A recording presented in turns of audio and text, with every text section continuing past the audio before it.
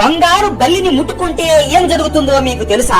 ఒకానొక సమయంలో గౌతమ మహర్షి ఆయన ఆశ్రమంలో ధ్యానం చేస్తూ ఉంటాడు. ఆయనకి ఇద్దరు శిష్యులు ఉంటారు. మీరు ఇద్దరు వెళ్లి ఈ 2 చెంబులకి నీరు తీసుకుని రండి అని చెబుతాడు. వారు ఇద్దరు సరే అని పక్కనే ఉన్న నది దగ్గరికి వెళతారు. వారు చెంబులలో నీరు పట్టుకుంటూ ఉండగా 2 బల్లులు వారి చెంబులో పడతాయి. వారు అది గమనించరు. శిష్యులు ఇద్దరు ఆ చెంబులని మహర్షి దగ్గరికి తీసుకుని వచ్చి ఇస్తారు. ఎప్పుడైతే ఆ చెంబులలో ఉన్న బల్లులని చూస్తాడో గౌతమ మహర్షికి విపరీతమైన కోపం వస్తుంది. నేను ఇంత దివ్యమైన కార్యం చేస్తుంటే మీరు అశ్రద్ధతో కనీసం ఈ ఒక పని కూడా సరిగ్గా చేయలేకపోయారు అని వాళ్ళ మీద అరుస్తూ వాళ్ళ ఇద్దరిని శపిస్తాడు. ఒక శిష్యుడిని నువ్వు బంగారు బలిలాగా మారుతావు అని, ఇంకొక శిష్యుడిని నువ్వు వెండి బలిలాగా మారుతావు అని శపిస్తాడు. ఆ 2 బల్లులు గౌతమ మహర్షిని ఎన్నో రోజులు సంవత్సరాలు మా తప్పుని క్షమించమని వేడుకుంటూ ఉంటారు. వాళ్ళ తప్పుని అర్థం చేసుకుని మీరు ఇద్దరు కాంచీపురానికి వెళ్లి అక్కడున్న వరదరాజస్వామి ఆలయాన్ని దర్శించుకోండి. అలా చేసిన వెంటనే మీకు శాప విమోచనం కలుగుతుంది